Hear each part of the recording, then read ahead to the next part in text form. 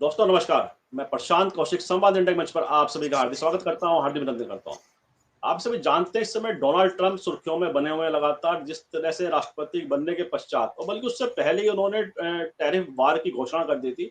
और राष्ट्रपति बनने के पश्चात जिस तरह से उन्होंने पूरी दुनिया के विभिन्न देशों में जो टैरिफ वार की उन्होंने आगाज कर दिया है, उससे कहीं न कहीं बाज़ार पर उसका बड़ा व्यापक असर भी देखा जा रहा है। और भारत भी उससे अछूता नहीं है कि भारत की अर्थव्यवस्था भी इस समय गंभीर दौर से गुज़र रही है और जिससे टैरिफ वार के पश्चात जिस तरह से टैरिफ की घोषणा डोनाल्ड ट्रंप के द्वारा की गई, उसने भारतीय शेयर मार्केट में भी हाहाकार मचा दिया था। 2 दिन पहले आपने देखा किस तरह से वह नीचे आया था। साथ ही चीन को लेकर तो ऐसा लगता है कि बहुत ही ज़बरदस्त तरीके से डोनाल्ड ट्रंप अपनी नीतियों को प्रमुखता दे रहे हैं और चीन भी बिल्कुल भी उन्हें टक्कर सामने से देने को तैयार लगातार बैठा हुआ है।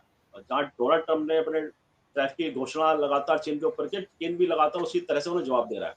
और कल एक वीडियो और वायरल हुआ डोनाल्ड ट्रंप का जिसमें उन्होंने किसी मतलब कहा कि दुनिया के सभी देश कहीं न कहीं मेरी चापलूसी कर रहे हैं। एक तरह से उन्होंने इस तरह का उनका वक्तव्य था कि वो कहीं न कहीं मुझे मनाने की कोशिश कर रहे हैं।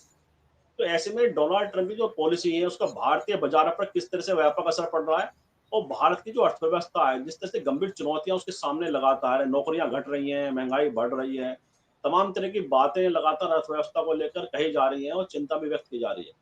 ऐसे में भारत के सरकार का क्या नजरिया होना चाहिए, किस तरह की पॉलिसी को प्रमुखता देनी चाहिए, आम आदमी को कैसे राहत देनी चाहिए, और जो अंतर्राष्ट्रीय स्तर पर क्रूड ऑयल का जो पैसे गिरे हुए हैं उस पे, और लेकिन हमारे यहाँ पेट्रोल डीजल का कोई रेट में कम नहीं हो रहा है, तो तमाम तरह की बातें लगातार बाजार में है। इन्हीं सब बातों पर चर्चा करने के लिए हमारे साथ देश के बहुत ही वरिष्ठ आर्थिक मामलों के जानकार, वरिष्ठ विशेषज्ञ आज इस चर्चा में हमारे साथ शामिल है। उनका परिचय मैं आप सभी से करा देता हूँ। हमारे डॉक्टर अर्थवीर सिंह जुड़े हैं, बहुत बहुत स्वागत करता हूँ, बहुत बहुत अभिनंदन करता हूँ। धन्यवाद प्रशांत जी। तो डॉक्टर साहब, क्या लगता है आपको वर्तमान जो चुनौती है अर्थव्यवस्था को लेकर भारत के लिए भी और पूरी दुनिया में, जिस तरह से डोनाल्ड ट्रंप ने हाहाकार मचाया हुआ अपनी पॉलिसी के द्वारा, लगातार प्रतिदिन ऐसा लगता है कि कुछ नया घटनाक्रम ऐसा कुछ सामने आएगा जिसने उस जो बाजार को और हिला देगा। ऐसे में भारत की अगर हम बात करें, भारत की अर्थव्यवस्था की बात करें, जो दुनिया में जिससे घटित हो रहा है पूरा सिस्टम जिस तरह से चल रहा है, वह भारत की चुनौतियां क्या और बढ़ा रहा है? भारत को क्या सतर्कता बरतनी चाहिए इन सब मामलों को लेकर? क्या लगता है आपको? क्योंकि आप आर्थिक विशेषज्ञ हैं, आर्थिक मामलों के बड़े जानकार हैं आप, लगातार पूरी नज़र आपकी अर्थव्यवस्था पर रहती है। तो क्या लगता है आपको वर्तमान चुनौती को कैसे निपटे भारत सरकार? जी प्रशांत जी, बड़ा अच्छा विषय आपने आज बातचीत के लिए चुना है, क्योंकि वर्तमान में जो टैरिफ वार है ये काफ़ी चर्चाओं में है। इसका जो विभिन्न अर्थव्यवस्थाओं पे, विशेष रूप से भारतीय अर्थव्यवस्था पे जो प्रभाव होगा, उसको जानने से पहले हम एक जो व्यवस्था इससे पहले रही है उसके बारे में ज़रूर थोड़ा सा जान लें तो ज़्यादा बेहतर होगा। जी, हम सबको ये जानकारी है कि जब आज से करीब 75-70 साल पहले वर्ल्ड वार सेकेंड के बाद पूरे विश्व में एक मल्टीलेटरल ट्रेड सिस्टम शुरू हुआ था, और उसका नेतृत्व खुद अमेरिका कर रहा था अब तक। अ, इसमें न केवल वर्ल्ड ट्रेड में नेतृत्व अमेरिका का था, बल्कि जो फिनेंस के मसले हैं उनमें भी अमेरिका नेतृत्व करता रहा है। वर्ल्ड ट्रेड ऑर्गेनाइजेशन हो, उससे पहले गेट की व्यवस्था हो, आईएमएफ, वर्ल्ड बैंक, जो ट्विन इंस्टीट्यूशंस हैं, इनके माध्यम से ये मल्टीलेटरल ट्रेड व्यवस्था हमारे यहाँ पर थी पूरे विश्व में। उसका जो मुख्य उद्देश्य था वो ये था कि वर्ल्ड ट्रेड, जो ग्लोबल ट्रेड है, उसमें वृद्धि हो, और जो दुनिया भर के जो उपभोक्ता हैं उनको सस्ती दर पर सामान उपलब्ध हो सके। किसी भी अर्थव्यवस्था के लिए कहा जाता है कि trade is the life and blood of the economy. तो वर्ल्ड ट्रेड में शेयर बढ़ाने का प्रयास ज़्यादातर देश अक्सर करते रहते हैं, भारत भी उनमें से एक है। और इसी को ध्यान में रखते हुए 1991 में इंडियन इकोनॉमी में भी एलपीजी की जो व्यवस्था शुरू की गई थी, जिसमें लिबरलाइजेशन, ग्लोबलाइजेशन और प्राइवेटाइजेशन की बात थी। बहुत सारे उससे पहले हम लाइसेंस राज में थे। चाइना ने हमसे पहले अपनी इकोनॉमी को ओपन कर लिया था, और उसने पहले हमसे उसका लाभ लिया। जो भी उसकी अर्थव्यवस्था में डेमोग्राफिक डिविडेंड था, उसका सही समय पे उसने असेसमेंट करके और उसका लाभ उसने लिया, मैन्युफैक्चरिंग इकोनॉमी में पर्टिकुलरली। भारत में इसको असेस करने में थोड़ा टाइम लगा, और हमने 91 में ये सब शुरू किया, उसके प्रभाव हमें यहाँ पर दिखाई दिए कुछ हद तक। लेकिन अब जब अचानक ट्रम्प साहब आए और उन्होंने जो टैरिफ ये लगाया विभिन्न देशों के से आने वाले जो उनके यहाँ पर सामान आता है, जो वो इंपोर्ट करता है उसके ऊपर, तो इसका व्यापक प्रभाव न केवल दूसरे देशों पर बल्कि अमेरिकन इकोनॉमी पे भी इसका बहुत बुरा प्रभाव आने वाले समय में पड़ेगा। और आप देख सकते हैं कि मुझे ऐसा लगता है, बहुत सारे अर्थशास्त्री इस तरह का अनुमान लगा रहे हैं कि आने वाले 5-6 महीने में यूएसए की जो इकोनॉमी है वो रिसेशन से, यानी कि मंदी से प्रभावित हो सकती है। वहाँ पर इस टैरिफ वार की वजह से ग्लोबल जीडीपी कम होगी, आउटपुट कम होगा, उससे एम्प्लॉयमेंट कम होगा, प्राइसेस बढ़ेंगे, आम उपभोक्ता महंगाई के मार को झेलने के लिए मजबूर उसे होना पड़ेगा। ये सब चीज़ें इसके जो प्रभाव के रूप में हैं, यहाँ पर हम जो असेस कर सकते हैं। यहाँ जब से ट्रंप ने अपने आप को इस मल्टीलेटरल सिस्टम से अलग करने की एक तरीके से घोषणा की है, उसका एक पीछे एक वजह है। अमेरिका को अब ये लगने लगा है कि ये जो मल्टीलेटरल सिस्टम है, ट्रेड सिस्टम है, इससे अमेरिकन इकोनॉमी को कोई लाभ नहीं हो रहा है। दूसरी इकोनॉमी जो है वो लाभ की स्थिति में है। यदि हम देखें तो आज भी अमेरिकन इकोनॉमी सबसे बड़ी इकोनॉमी है वर्ल्ड में। उसकी जो जीडीपी है लगभग 28 ट्रिलियन डॉलर है। दूसरे नंबर पर चाइना है, चाइना की इकोनॉमी लगभग 19 ट्रिलियन डॉलर के आसपास है। लेकिन आप देखें कि पिछले 10-12 साल से जो चाइना अमेरिका की जो जीडीपी है, जीडीपी में वृद्धि की दर है, अमेरिकन इकोनॉमी की जो ग्रोथ रेट है, वो दुनिया की दूसरी अर्थव्यवस्थाओं की तुलना में कम है। और यही डर अमेरिका को या विशेष रूप से ट्रंप साहब को सता रहा है, जैसे चाइना की इकोनॉमी पिछले 10-15 सालों में बहुत तेजी के साथ बढ़ी है। और न केवल चाइना की बल्कि इंडियन इकोनॉमी भी फास्ट ग्रोइंग इकोनॉमीज में से है। उसमें हम भी 5 ट्रिलियन डॉलर इकोनॉमी की बात कर रहे हैं। उधर चाइना की जो इकोनॉमी है उसका साइज बहुत तेजी के साथ बढ़ा as compared to the American economy. तो अमेरिका को या ट्रंप साहब को ये डर लग रहा है कि चाइना जिस गति से अपनी इकोनॉमी की जो गति है उसकी ज़्यादा है और एक दिन वो हमको बीट कर सकता है। तो ये भी एक डर की स्थिति है। हम यदि कुछ कंपेयर करें जीडीपी की ग्रोथ रेट को, 2010 में यूएसए की जो जीडीपी का साइज था लगभग 10 ट्रिलियन डॉलर था और उस समय चाइना की जो इकोनॉमी थी वो लगभग 1 ट्रिलियन डॉलर से कुछ ज़्यादा थी। और अब यदि हम साइज देखें, मैंने अभी आपको बताया था कि इस समय अमेरिका की जो इकोनॉमी है वो 28 ट्रिलियन डॉलर के आसपास है जीडीपी, और चाइना की 1 ट्रिलियन डॉलर से बढ़ के लगभग 19 ट्रिलियन डॉलर हो गई है। तो वहाँ इन 15-16 सालों में चाइना की इकोनॉमी 1 ट्रिलियन डॉलर से 19 ट्रिलियन डॉलर हो गई। 1 ट्रिलियन से थोड़ी सी ज़्यादा थी उस समय। और अमेरिका की इकोनॉमी केवल 10 ट्रिलियन डॉलर से बढ़ करके वो 28 ट्रिलियन डॉलर हुई है। तो जो ग्रोथ रेट है हम कंपेयर करें उसकी, तो चाइना की इकोनॉमी बहुत तेज़ी के साथ ग्रो कर रही है।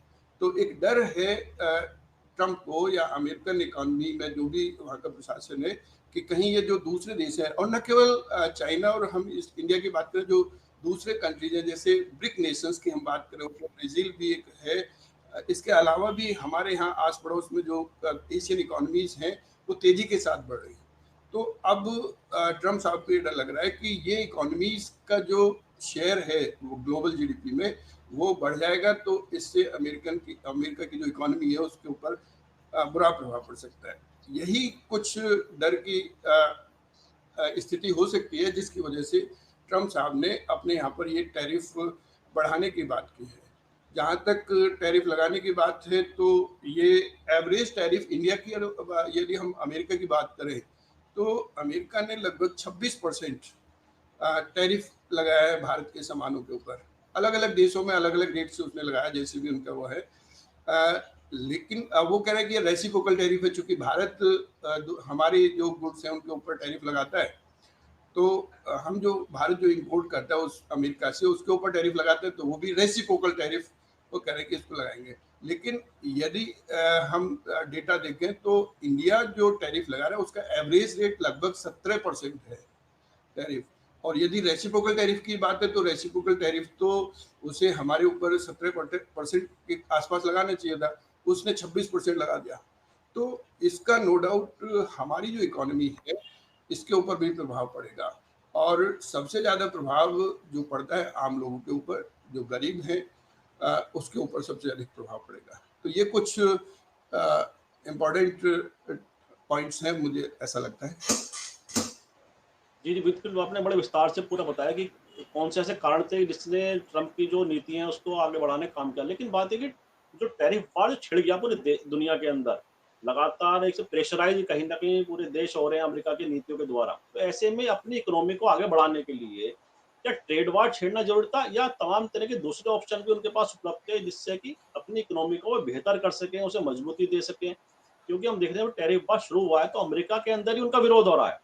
वहाँ के नागरिक सड़कों पर उतरकर बड़ा एक प्रदर्शन कर रहे हैं, जिसमें बड़ी तीखी आलोचना ट्रंप प्रशासन की वे कर रहे हैं। साथ ही उनके जो एलन मस्क हैं, जो बहुत बड़े कारोबारी हैं अमेरिका के, तो खूब उनकी आलोचना में अमेरिका का जो नागरिक है खूब मतलब प्रदर्शन कर रहा है, पूरी मतलब उसमें डर नहीं रहा है प्रदर्शन में या उनकी आलोचना करने में। तो ऐसे में कौन से दूसरे बेहतर ऑप्शन उनके पास थे जिसको उन्होंने इग्नोर कर दिया या चाह के नहीं किया? क्या लगता है आपको? इसमें प्रशांत जी देखिए, पहले तो हम ये देखें कि अमेरिका में जो वहाँ की खुद जो जनता है वो विरोध कर रही है, उसके पीछे कारण क्या है। जब भी आप टैक्स बढ़ाते हैं तो टैक्स बढ़ाने का असर वहाँ की कॉस्ट ऑफ प्रोडक्शन के ऊपर पड़ेगा, उससे प्राइसेस बढ़ते हैं इकोनॉमी में। तो अमेरिकन को भी महंगी वस्तुएं मिलेंगी। और अमेरिका की यदि हम स्थिति देखें, अमेरिका के ऊपर लगातार कर्ज बढ़ता जा रहा है। अमेरिका का जो आम नागरिक है वो अपनी आय से ज़्यादा खर्च कर रहा है, और उस खर्च को फिनेंस करने के लिए बाहर से कर्ज लिया जा रहा है। ठीक है। तो जो अमेरिका के ट्रेजरी बिल्स हैं, ट्रेजरी बॉन्ड्स हैं, उनकी डिमांड बढ़ रही है मार्केट में, क्योंकि जब मतलब वो ट्रेजरी बॉन्ड जब बिकेंगे तो अमेरिका को पैसा मिलेगा। अमेरिका कर्ज लेकर के अपने वहाँ पर जो कंजम्पशन है उसको बढ़ा रहा था। तो अब जब टैक्स लगेगा तो उनकी जो आम उपभोक्ता को मिलने वाली वस्तुएं हैं वो महंगी होंगी। महंगी होंगी तो उससे कंजम्पशन की जो मांग है, उपभोग की मांग, वो कम होगी। और जब कंजम्पशन डिमांड कम होगी तो इसका असर वहाँ की आउटपुट पर पड़ेगा, जीडीपी पर उसका गलत प्रभाव, नकारात्मक प्रभाव पड़ेगा। इससे एम्प्लॉयमेंट कम होगा, अनएम्प्लॉयमेंट की एक प्रॉब्लम और हो सकती है वहाँ पर। तो आने वाले समय में, जैसा मैं वही पहले भी बता रहा था, कि हो सकता है कि अमेरिकन इकोनॉमी आगे 5-6 महीने में रिसेशन की मार झेलने को मजबूर हो। और जब रिसेशन होता है तो उसका असर देश के आम जनता के ऊपर पड़ता है। तो इसलिए वहाँ पर इनकी जो पॉलिसीज है ट्रम्प साहब की, उनसे वहाँ की जनता भी बहुत खुश नहीं है। दूसरी बात आप देखिए कि जैसे आईपैड या आईफोन की बात करते हैं, एप्पल कंपनी जो है वो आईफोन और आईपैड बनाने वाली अकेली कंपनी है। अब यदि उसके ऊपर टैरिफ लगेगा तो उससे प्राइसेस बढ़ेंगे, एप्पल, उसकी मांग कम हो जाएगी और उसका वहाँ उत्पादन कम होगा तो फिर रोजगार कम हो जाएगा। इसके अलावा न केवल आईफोन या आईटी इसके ऊपर, बल्कि ड्रग्स की हम बात करें, जो अमेरिका में ड्रग्स की डिमांड है, वहाँ की लगभग 33% ड्रग्स की डिमांड इंडियन कंपनी जो है, इंडियन ड्रग कंपनी जो है वो पूरा करती हैं। अब यदि उसके ऊपर टैरिफ लगेगा तो उनको वो ड्रग्स या जो असेंशियल मेडिसिन हैं वो महंगी मिलेंगी, तो इसका असर उनके ऊपर पड़ेगा। इसके अलावा टेक्सटाइल की यदि हम बात करें तो टेक्सटाइल के ऊपर टैरिफ लगेगा तो उससे भी वहाँ की अर्थव्यवस्था को नुकसान होगा। वहाँ न केवल मतलब हम जहाँ से ये इम्पोर्ट कर रहे हैं, जिनके ऊपर ये टैरिफ लगा रहे हैं, उन्हें तो नुकसान होगा ही। जैसे इंडियन इकोनॉमी है, यहाँ पर उसका असर पड़ेगा। उसका टैरिफ लगने से यहाँ पर प्रोडक्शन कम होगा, प्रोडक्शन कम होने से हमें भी रोजगार का संकट पैदा होगा। पहले ही हम, भारतीय अर्थव्यवस्था जो है वो रोजगार के संकट से मतलब बेरोजगारी बहुत तेजी के साथ बढ़ी है और चरम पे है, और उस समय इसकी वजह से और प्रोडक्शन कम होगा। इन्वेस्टमेंट इस समय, कोई भी इन्वेस्टर, मुझे नहीं लगता कि कोई बड़ा इन्वेस्टर ऐसे माहौल में इन्वेस्ट करने के लिए आगे आएगा। और जब इन्वेस्टमेंट नहीं होगा तो प्रोडक्शन कम होगा, आउटपुट कम होगी, एम्प्लॉयमेंट कम होगा और उससे आम जनता उससे प्रभावित होगी। ये टेक्सटाइल सेक्टर है। इसके अलावा भारत से जेम्स और ज्वेलरी ये काफ़ी हम एक्सपोर्ट करते हैं, इसके ऊपर वो टैरिफ लगाएंगे तो हमारा जो ज्वेलरी सेक्टर है जहाँ पे जेम्स एंड ज्वेलरी, इसके ऊपर भी प्रोडक्शन पे असर आएगा और उसके वजह से अनएम्प्लॉयमेंट हो सकता है। आईटी सेक्टर जो है उसके ऊपर भी इसका असर आएगा। तो बहुत सारे सेक्टर्स हैं जिसकी वजह से दूसरी इकोनॉमीज के ऊपर नकारात्मक प्रभाव होगा। और ये तो हमारी इकोनॉमीज की बात है जो अमेरिका से अलग दूसरी इकोनॉमीज है। तो अमेरिका चूंकि उसने टैरिफ लगाया तो वहाँ के उपभोक्ता को वो चीज़ें महंगी मिलेंगी, इसलिए वहाँ के जो एडवाइजर्स हैं, जो भी मतलब वहाँ की जो जनता है वो इससे खुश नहीं है, मेजॉरिटी पे। और जो मुझे लगता है कि सरकार के अमेरिकन सरकार जो ट्रम्प साहब हैं उनके जो एडवाइजर्स हैं उनका कुछ इस तरह का अनुमान है, मैं कहीं पढ़ रहा था कि अभी हो सकता है कि आने वाले 2 मतलब 4, 5, 6 महीने में कुछ इकोनॉमी में प्रॉब्लम्स आएँगी और अमेरिकन को फेस करनी पड़ेंगी। लेकिन उनका ये अनुमान है कि साल बाद 1 साल बाद, 6 महीने बाद अर्थव्यवस्था फिर से रिकवर करेगी और फिर हम अपनी इकोनॉमी को एक उस पर ले जा आगे सकते बढ़ हैं। आप जी, ऐसा समझ सकते हैं कि अमेरिकन इकोनॉमी के ऊपर ऐसा असर हो सकता है इस टैरिफ वार से, जैसे इंडियन इकोनॉमी में 2016 में मोदी जी ने जो डिमोनेटाइजेशन की थी, उससे भारतीय अर्थव्यवस्था अभी तक नहीं उभर पाई है। और उन डिमोनेटाइजेशन मूव का अर्थव्यवस्था को कोई लाभ नहीं हुआ बल्कि नुकसान हुआ।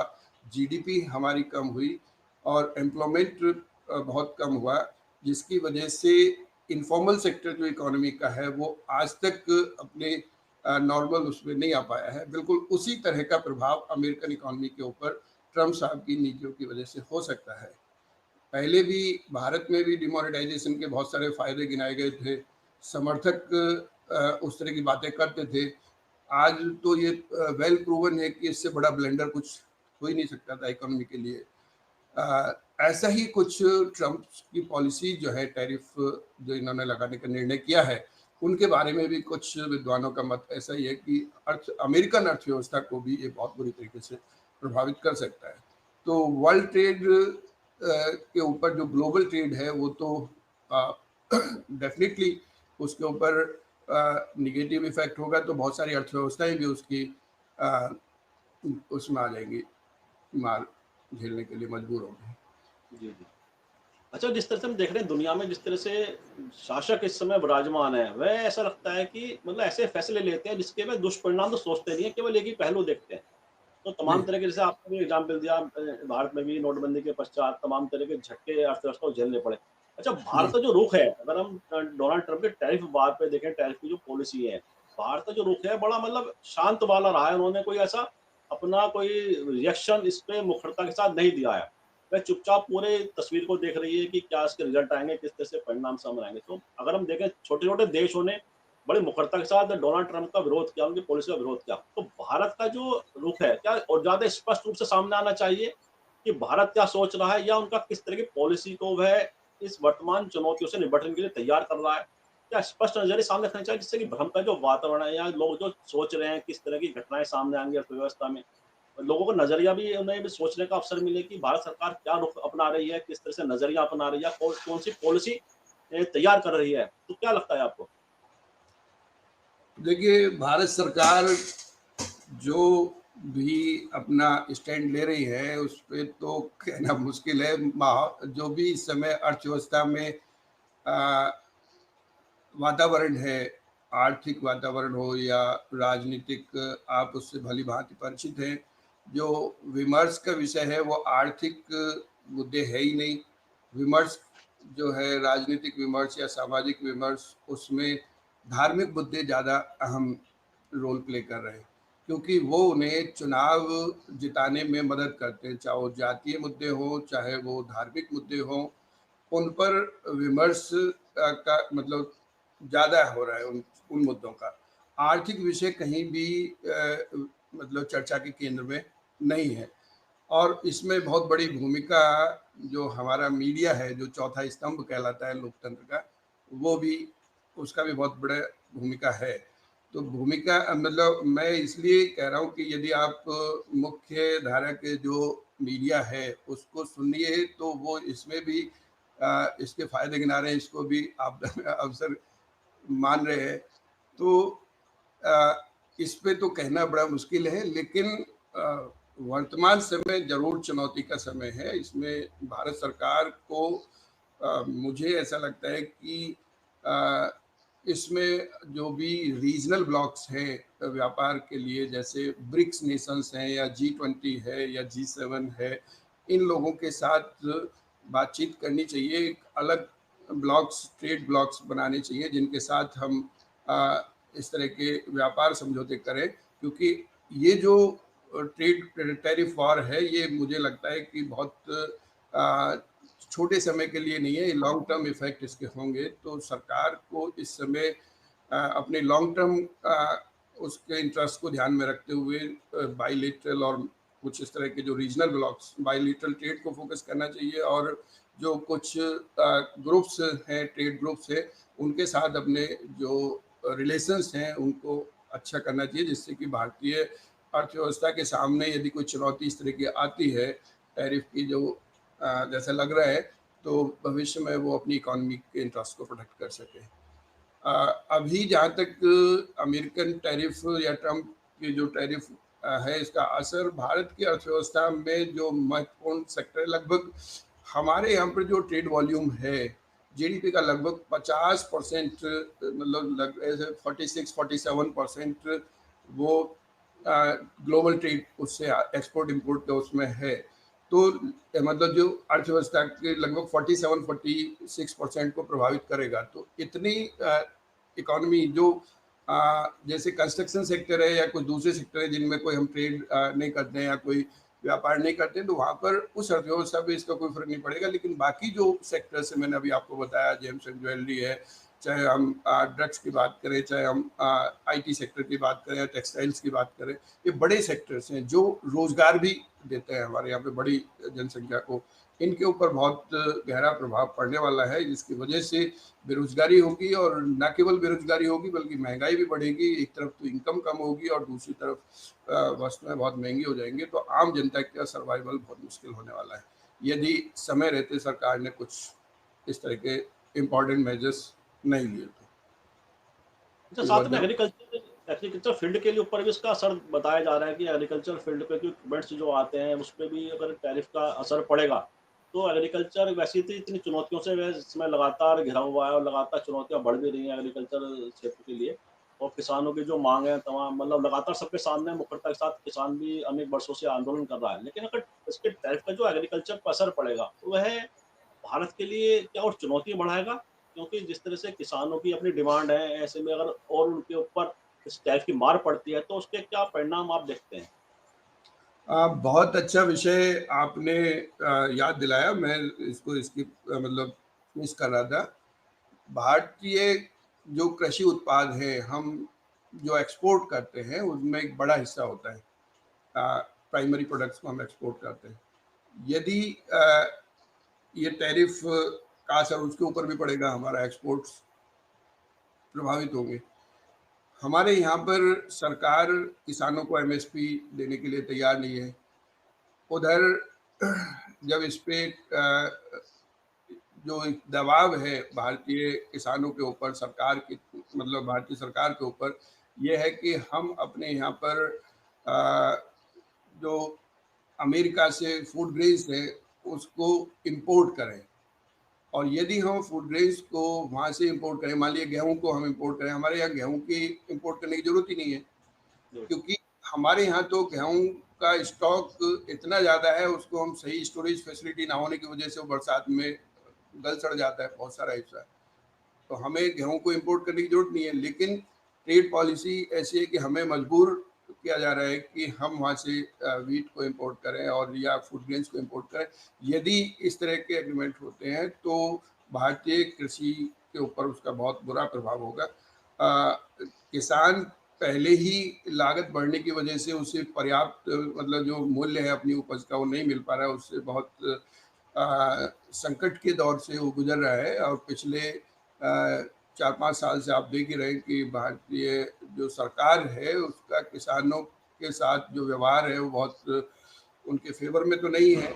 किसान खुश नहीं है सरकार की पॉलिसी की वजह से। लेकिन चूंकि सरकार के पास बहुमत है और सरकार एक तरीके से मनमानी कर रही है, तो इसका असर नो डाउट कृषि को बहुत बुरे तरीके से प्रभावित कर सकता है।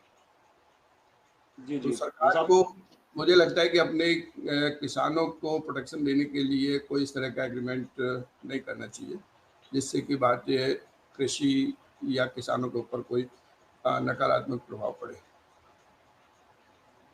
जी, जी, जी। जैसा आपने कहा कि नकारात्मक प्रभाव ना पड़े, ऐसी पॉलिसी उन्हें इम्प्लीमेंट करनी चाहिए और सच क्रूड ऑयल की बड़ी महत्वपूर्ण बात है और लगातार आम आदमी के अगर नज़रिए से बात करें, वह चाहता है पेट्रोल, डीज़ल सस्ता हो, गैस घरेलू गैस सस्ती हो।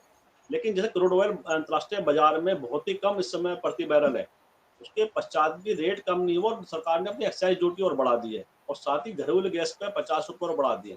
तो तमाम चुनौतियों के उसमें परिप्रेक्ष्य में महँगाई का जो दौर है, उसमें आम आदमी को राहत देने की जगह सरकार ने जो ये अपनी घरेलू गैस पे ₹50 बढ़ा दिए, उस पे एक्साइज़ ड्यूटी बढ़ा दी। क्या सरकार इनकी इन चीज़ों को लेकर मतलब लोगों को राहत देने की जगह वह अपना खजाना भरने में क्यों इतनी मशगूल दिखाई देती है कि उसे आम आदमी को राहत देने की जो पॉलिसी है, उसको वो डिनाई कर देती है, इग्नोर कर देती है?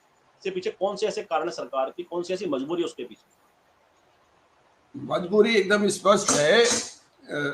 जब भी इंटरनेशनल मार्केट में क्रूड ऑयल के प्राइस कम होते हैं, हमारे यहाँ पर जो क्रूड ऑयल है उस पे जो टैक्स लगाए जाते हैं वो एड वलोरम ड्यूटी होती है। एड वलोरम का मतलब है कि एज परसेंट ऑफ वैल्यू। तो यदि इंटरनेशनल मार्केट में क्रूड ऑयल के प्राइस कम हुए तो सरकार का जो टैक्स से मिलने वाला रेवेन्यू है वो कम हो जाता है, और सरकार ये नहीं चाहती कि उसका आय कम हो। इसको ऐसे समझ सकते हैं कि यदि इंटरनेशनल मार्केट में क्रूड ऑयल $100 पर बैरल है, ठीक है, तो $100 पे, और सरकार ने मान लीजिए 20% टैक्स लगा रखा है, तो $100 का 100 का 20% $20 सरकार को टैक्स से इनकम हुई। अब यदि क्रूड ऑयल का प्राइस कम होकर $50 पर बैरल हो गया, तो अब उसे 50 का 20% मिलेगा, तो 50 का 20% रह गया कितना, ₹10। 10 ठीक है, तो सरकार की आय इंटरनेशनल मार्केट में प्राइसेस के कम होने से ₹100 से ₹50 का आने पर सरकार की आय भी 20 से कम होगी, ₹10 रहेगी। तो सरकार अपनी आय को ₹20 ही बनाए रखना चाहती है। इसके लिए वो क्या करेगी, पहले 20% टैरिफ था वो 40% कर देगी। तो जैसे इंटरनेशनल मार्केट में क्रूड ऑयल के प्राइस कम हुए तो सरकार ने टैरिफ बढ़ा दिया, एक्साइज ड्यूटी बढ़ा दी। तो आम जनता को जिस रेट में पहले मिल रहा था उस रेट में अब मिल रहा है, जबकि हमें ये लगना है, मतलब लोगों को ये लगता है कि जब इंटरनेशनल मार्केट में प्राइसेस कम हुए हैं तो उसका लाभ आम जनता को मिलना चाहिए, उसे सस्ती पेट्रोल और गैस वो मिलना चाहिए। लेकिन सरकार इसका लाभ उठाती है। ये सरकार ने 2014 के बाद जब सत्ता में आई थी तब इंटरनेशनल मार्केट में क्रूड ऑयल के प्राइसेस कम होने का बहुत लाभ मिला। सरकार पाँच, ऐसा कुछ अनुमान है कि 5 से 6 लाख करोड़ रुपए सरकार को आय हुई, और उसका लाभ किसानों, मतलब आम उपभोक्ता को मिलना चाहिए था लेकिन नहीं मिला। तो सरकार के ऊपर है। अब सरकार की मेन बात है कि यदि आर्थिक विषय विमर्श के केंद्र में हो तो लोग इस पे क्वेश्चन मार्क लगा सकते हैं। मीडिया यदि सही बातें आम जनता तक पहुंचने दे, पहुंचाए, ये उसकी जिम्मेदारी है, तो आम उपभोक्ता की समझ में ये चीज़ आएंगी, आम लोगों की समझ में आएंगे, वो सरकार से सवाल करेगा। लेकिन मीडिया जो है, जो मुख्य स्ट्रीम मीडिया है, वो इस तरह के जो तकनीकी विषय हैं इन पे सही बात आम जनता को बताने की बजाय वो दूसरे विषय उसके लिए महत्वपूर्ण हैं, तो उन पे फोकस करता है। तो इसलिए आम जन इनकी समझ में ये आता ही नहीं है कि भाई ये इंटरनेशनल मार्केट में क्रूड ऑयल के कम प्राइस होने के क्या असर हो रहा है। तो यही कारण है कि जो एलपीजी है उसके प्राइस बढ़ा दिए, सीएनजी के प्राइस बढ़ा दिए, और पेट्रोल डीजल पे एक्साइज ड्यूटी बढ़ा दी। उसका असर पेट्रोल के प्राइस पे तो इसलिए नहीं पड़ा चूंकि इंटरनेशनल मार्केट में वो कीमत अब कम हो गई है। तो ये विषय है। तो ये तभी समझ में हो सकते हैं कि जब आम उपभोक्ता जागरूक हो, और आम उपभोक्ता को जागरूक बनाने में महती भूमिका मीडिया की है, और मीडिया दुर्भाग्य से आज वो रोल, जो भूमिका उसकी होनी चाहिए, वो सही से नहीं निभा पा रहा। नहीं, बिल्कुल ठीक बात है कि जो चौथा स्तंभ है मीडिया, जो मेन स्ट्रीम का मीडिया है, खासतौर पर इलेक्ट्रॉनिक चैनल जो हैं, वह जो रोल है, जो जन सरोकार के मुद्दे हैं, उसपे तो विमर्श गायब है चैनल से। और तमाम तरह के धार्मिक मुद्दे, उनपे पूरी जो प्राइम टाइम है, उन पे उनके डिबेट रहती हैं, तो उससे कहीं न कहीं अलग तरह का माहौल बनाने में, मतलब जैसे मन बनाने में लोगों का वह सफल भी होते हैं। विभिन्न तरह के जो मुख्य मुद्दे हैं, उससे उनका नज़रिया भी हटा देते हैं। अच्छा, अगर बात करें पूरी जो अर्थव्यवस्था है देश की, जो भारत सरकार की जो पॉलिसी है, मतलब एक लोग कहने लगे हैं कि आम नागरिक से ज़्यादा कॉर्पोरेट जो पूरी पॉलिसी है, कॉर्पोरेट के हितों को ज़्यादा सुरक्षित देने वाली पॉलिसी है।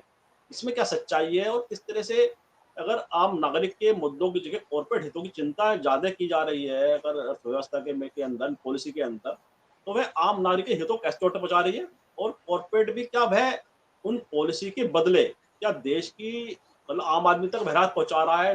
अपनी केवल उनकी तरक्की हो रही है कॉर्पोरेट की, वो तो ठीक है, लेकिन साथ ही कि आम आदमी की जो तरक्की होनी चाहिए, वह कैसे आपस में टकरा रही है चीज़ें? आप क्योंकि पूरे इन चीज़ों को देखते हैं, अर्थव्यवस्था के बड़े जानकार हैं, क्या लगता है आपको, आम आदमी की तरक्की और कॉर्पोरेट तरक्की, दोनों अपनी जगह ठीक होनी चाहिए, लेकिन कैसे हित टकरा रहे हैं आम आदमी के इस समय? नहीं नहीं, देखिए प्रशांत जी, ये एक गलत धारणा है कि कॉरपोरेट्स के इंटरेस्ट और आम जनता के इंटरेस्ट अलग अलग हैं। कॉरपोरेट्स को भी प्रोटेक्शन देने की जरूरत है, क्योंकि कॉरपोरेट्स जब इन्वेस्टमेंट करेगा तो उससे रोजगार के अवसर सृजित होंगे, आम जनता को रोजगार मिलेगा। तो कॉरपोरेट्स को प्रोटेक्शन देना ये सरकार की जिम्मेदारी है, सरकार प्रोटेक्ट लेकिन करे। इसमें जो रोजगार मैं का जो सृजन है, मैं जो वो बात सब। कहने जा रहा हूँ मैं जो बात कहने जा रहा हूँ वो ये है, उसको ध्यान से समझने की जरूरत है कि सरकार कॉरपोरेट्स को प्रोटेक्शन नहीं दे रही है। सरकार जो कॉरपोरेट हाउसेज हैं उनमें से केवल 2 या 3 लोगों को बढ़ावा दे रही है। ये कहलाता है स्यूडो कैपिटलिज्म। जो स्यूडो कैपिटलिज्म है उसमें केवल 2, 3 या 4, 5 लोगों के इंटरेस्ट के प्रोटेक्शन के लिए सरकार काम कर रही है, जबकि सरकार की पॉलिसी होनी चाहिए कि कॉरपोरेट्स एज ए होल जो भी देश में कॉरपोरेट्स है उन सभी के इंटरेस्ट को प्रोटेक्ट करने की जिम्मेदारी सरकार की है। यदि सभी के इंटरेस्ट को सरकार प्रोटेक्ट करेगी तो अर्थव्यवस्था में ये जो इन्वेस्टमेंट है उसका माहौल बनेगा, इन्वेस्टमेंट बढ़ेगा तो रोजगार के अवसर सृजित होंगे और उससे रोजगार बढ़ेगा और आर्थिक असमानताएं कम होंगी। लेकिन आप देख रहे होंगे, आपसे ये बातें छिपी नहीं है कि केवल 2, 4 लोग कॉरपोरेट हाउसेज ऐसे हैं जिनके इंटरेस्ट को ज़्यादा प्रोटेक्ट किया जा रहा है, और आम जो कॉरपोरेट हाउसेज हैं, जो मतलब इंडस्ट्रियलिस्ट है, उनके इंटरेस्ट की बात नहीं है। एमएसएमई सेक्टर जो है वो बड़ा रोजगार पैदा करने वाला क्षेत्र है, उसकी अहम भूमिका है भारत की जीडीपी में भी। हमें उसके इंटरेस्ट के प्रोटेक्शन की बात करनी चाहिए सरकार के द्वारा। लेकिन अनफॉर्चुनेट स्थिति ये है कि वहाँ पर सरकार का फोकस बहुत कम है। आप यदि इनइक्वालिटी की बात करें तो कुछ कॉरपोरेट हाउसेज हैं उनकी इनकम बहुत तेजी के साथ बढ़ी है, और आम कॉरपोरेट्स जो है, यदि सभी कॉरपोरेट्स के इंटरेस्ट की डिमांड होगी तो इन्वेस्टमेंट बढ़ना चाहिए ना। इन्वेस्टमेंट बढ़ेगा तो उससे प्रोडक्शन बढ़ेगा, उससे ग्रोथ होगी। लेकिन मैन्युफैक्चरिंग सेक्टर का जो कंट्रीब्यूशन है जीडीपी में, उसमें कहीं कोई चेंज पॉजिटिव डायरेक्शन में नहीं दिखाई दे रहा है। तो उसका आम जनता को जो लाभ मिलना चाहिए वो तो नहीं मिल रहा है ना, उससे तो इनइक्वालिटीज और बढ़ रही है। आप देखिए जो बिलियनर्स का नंबर है देश में वो बढ़ता जा रहा है, और बिलियनर्स के पास जो टोटल वेल्थ है उसका एक बड़ा हिस्सा उन बिलियनर्स के पास, लगभग 280-84 कुछ बिलियनर्स हैं। हम चाइना को सरपास कर गए बिलियनर्स की संख्या में। तो उसके पास लगभग 1/3 से ज्यादा संपत्ति हमारी है, केवल 284 लोगों के पास। आप 140-42 करोड़ जनसंख्या की बात कर रहे हैं, तो बाकी जो कॉरपोरेट्स हैं उनका क्या हाल है, बाकी जो और दूसरे लोग हैं उनका क्या है। तो ये जो वेल्थ के डिस्ट्रीब्यूशन में और इनकम और वेल्थ के डिस्ट्रीब्यूशन में जो शार्प होती जा रही है इनइक्वालिटीज, इनको सस्टेन करना मुश्किल है अर्थव्यवस्था में। अर्थव्यवस्था में मांग तब आएगी जब आम जनता की आय बढ़े, और आम जनता की आय बढ़ाने के लिए हमें रोजगार पे फोकस करना पड़ेगा, लोगों को रोजगार देना पड़ेगा, उत्पादक रोजगार देना पड़ेगा। ये जो हम आउटसोर्स कर रहे हैं रोजगार और उनको जो हम कॉन्ट्रैक्ट पे जो रोजगार दे रहे हैं उससे आय नहीं बढ़ने वाली है, उससे मांग नहीं बढ़ने वाली है। ठीक है, तो आप देखिए बजट जो पीछे आया था उसमें इंपोर्ट ड्यूटी कम किस पे की थी, जो विदेशों से हम सामान मंगाते हैं उस पर जीएसटी के रेट कम कर दिए थे, सॉरी कस्टम ड्यूटी। तो अब जो महंगी गाड़ियां हैं, जो मेरे पहले भी बजट पे जब आपसे चर्चा हुई थी तब भी मैंने बताया था कि 40 से 45 लाख रुपए या उससे ऊपर की जो गाड़ियां हैं उन पे हमने कम कर दी थी और ड्यूटी या जो भी टैक्स है। तो उससे मांग थोड़ी बढ़ेगी अर्थव्यवस्था में। अर्थव्यवस्था में मांग तब बढ़ेगी, उसके लिए हमें जहां पर मास पॉपुलेशन को रोजगार मिलता है उसको फोकस करेंगे, उस पर हम इन्वेस्टमेंट बढ़ाएंगे। तो जरूरी यहाँ पर है अर्थव्यवस्था को रिसेशन की चपेट में आने से बचाया जाए। और अर्थव्यवस्था, आप ये केवल हम लोग जिस माहौल में रहते हैं इसकी छोड़ दीजिए, आप गाँव में जाके देखिए, स्मॉल टाउन्स में जाके देखिए, लोगों के पास खाने के लिए पैसा नहीं है, मांग कहाँ से करेंगे। तो अब ये जो टैरिफ है इसकी वजह से और कीमत बढ़ जाएंगी तो और मुश्किल हो जाएगा। और एग्रीकल्चर सेक्टर में यदि कुछ इस तरह का समझौता हो गया उससे तो किसानों की और जो भी इकोनॉमी है वो और कमजोर होगी। तो इस समय बहुत जरूरी है अर्थव्यवस्था में जो किसान है, जो एग्रीकल्चर है उसको प्रोटेक्शन देने की, हमें कोई कंप्रोमाइज नहीं करना चाहिए अमेरिकन एक उसके साथ, क्योंकि हमें जो बायलेटरल ट्रेड है, जो रीजनल ब्लॉक्स हैं उनके साथ अपने जो रिलेशंस है उनको मजबूत करने की जरूरत है। और यदि क्रूड ऑयल पे जो हम रशिया से इंपोर्ट करते हैं उस पर भी यदि इन्होंने टैरिफ वगैरह लगाना शुरू कर दिया तो हमारी जनता महंगाई की मार से बहुत बुरी तरीके से प्रभावित हो सकती है। जी, जी। अच्छा, कार्यक्रम के अंत में आते हैं, एक बड़ा मुद्दा रोजगार का हमेशा रहता है। मुझे कि ऐसा जो लगता है कि बड़ी अनसर्टेनिटी की स्थिति हो गई है, अनिश्चितता का दौर है। इस अनिश्चितता के दौर में बहुत धैर्य और बहुत सोच समझ के अपने जो आर्थिक निर्णय है उसको लेने की जरूरत है। मुझे लगता है कि यहाँ पर जो इस समय जो धार्मिक और जो जातीय विमर्श है उसको थोड़े समय के लिए शांत, थोड़े ठंडे बस्ते में डाल के हमें इकोनॉमी को फोकस में लाके उस पर काम करना चाहिए और मीडिया को विशेष रूप से। नहीं, बहुत ही महत्वपूर्ण बात आपने कही कि जातीय और धार्मिक मुद्दों को नेपथ्य में डालना चाहिए और जो मुख्य मुद्दे हैं, जो देश की अर्थव्यवस्था को लेकर एड्रेस करते हैं या युवाओं के रोजगार को लेकर बात होनी चाहिए, उसको मुख्य विमर्श में लाना चाहिए। तो कार्यक्रम के अंत में आता हूँ ना, मैं रोजगार के मुद्दे पे ही आता हूँ कार्यक्रम के अंत में, कि हमारे देश की जो इस समय युवा आबादी है, वह सबसे ज़्यादा मतलब बेरोजगार आबादी कही जा रही है और युवा लगातार जिस तरह से तैयार हर वर्ष हो रहे हैं रोजगार के लिए, उन्हें उस तरह से रोजगार उपलब्ध नहीं हो पा रहा है। तो उसको लेकर क्या ऐसी पॉलिसी होनी चाहिए, उस टैरिफ का असर रोजगार पर कितना दिखाई देगा, कितना असर, उसका व्यापक प्रभाव इस रोजगार पूरा सृजन पर पड़ेगा, क्या लगता है आपको? देखिए, जो टैरिफ लगाया है उसकी असर आप देख रहे हैं सेंसेक्स के ऊपर, निफ्टी 50 के ऊपर, इन दुनिया भर के जो भी बाजार हैं उनके ऊपर बहुत बुरा प्रभाव पड़ा है। किसी भी देश में यदि सेंसेक्स में 5% की एक दिन में गिरावट हो तो समझिए कि मतलब बहुत बड़ा संकट का संकेत होता है वो। और पिछले 6 महीने से लगातार बाजार नीचे की तरफ जा रहा है।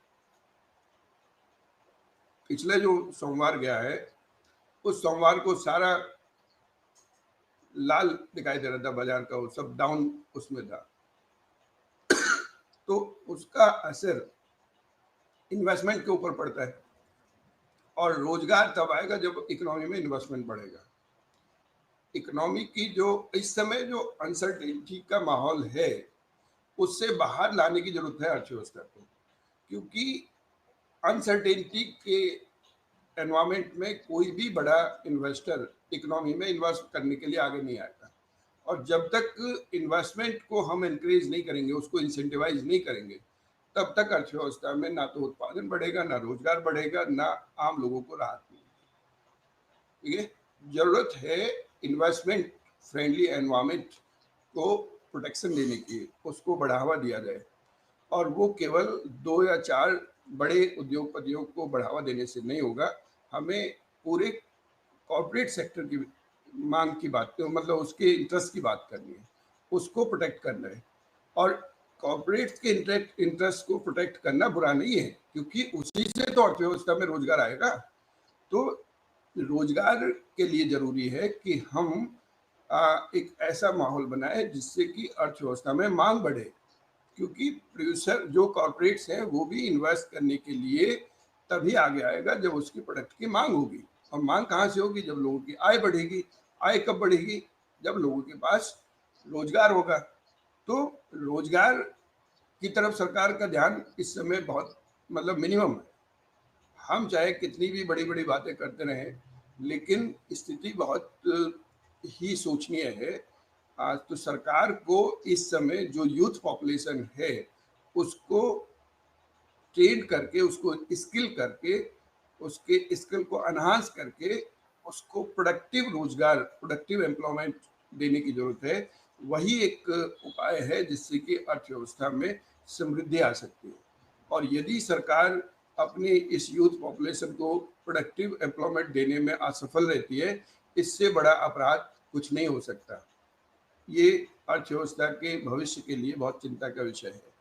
तो मेरा फिर यही मानना है कि इस समय जरूरत है कि जातीय और धार्मिक उन्माद से अपना फोकस हटा करके सरकार को आर्थिक विषयों पर अपना ध्यान केंद्रित करना चाहिए, जिससे कि अर्थव्यवस्था में रोजगार के नए अवसर सृजित हो सके। केवल नारेबाजी करने से या सिर्फ घोषणाएं करने से कुछ नहीं होने वाला है। हमें ग्राउंड लेवल पे कुछ काम करना होगा, और उसके लिए जरूरी है कि हमें कृषि क्षेत्र को और एमएसएमई सेक्टर का जो इंटरेस्ट है उनको प्रोटेक्ट करना होगा। तभी हम देश में युवाओं को एक अच्छा रोजगार या एक समृद्ध जीवन जीने के लिए प्रेरित कर सकते हैं। बिल्कुल, बिल्कुल। बहुत सही बात आपने कही कि जो जो मुख्य मुद्दे हैं उस पे विशेष फ़ोकस करना चाहिए, रोज़गार की बात करनी चाहिए, युवाओं को उचित उन्हें रोज़गार मिले, उनका जीवन बेहतर हो और सामान्य नागरिक का जीवन बेहतर हो, महँगाई का असर कम हो, तमाम जो चुनौतियाँ उसका उस पे विशेष फ़ोकस सरकार को करना चाहिए और मीडिया को भी ख़ास तौर से कि धार्मिक और जातीय उन्माद के मुद्दों से बचना चाहिए। क्योंकि अगर हम सकारात्मक विमर्श करेंगे तो उससे बेहतर उसके परिणाम भी निकलेंगे और देश की अर्थव्यवस्था को अगर विशेष ध्यान दिया जाएगा, उस पे विशेष फ़ोकस करा जाएगा, उस पे विमर्श करा जाएगा, तो निश्चित रूप समाधान की दिशा में भी आगे बढ़ा जाएगा। और इन्हीं शब्दों के साथ एक चर्चा को विराम भी देते हैं और आपने जितने पूरे विषय को परिभाषित किया है, मुझे विश्वास है हमारी दर्शक चर्चा ज़रूर पसंद आएगी और उन्हें ट्रम्प टैरिफ के भी जो परिणाम है, उसके भी बारे में उन्हें समझ में आएगा कि किस तरह से उसके दुष्परिणाम दुनिया के सामने आ सकते हैं। और इन शब्दों के साथ एक चर्चा को विराम भी देते हैं और मैं आपका बहुत-बहुत आभार और धन्यवाद व्यक्त करता हूँ कि आपने हमारे दर्शकों का समय निकाला। बहुत-बहुत धन्यवाद आपका। धन्यवाद, नमस्कार। और हम आपसे बस आग्रह करते हैं, वीडियो को लाइक करें, शेयर करें, कमेंट करें। साथ ही संवाद इंडिया चैनल को सब्सक्राइब से बेल आइकन जरूर दबाएं, जिससे संवाद इंडिया अपडेट आपको समय से मिलते रहे। आप सभी का बहुत-बहुत धन्यवाद, बहुत-बहुत अभिवादन।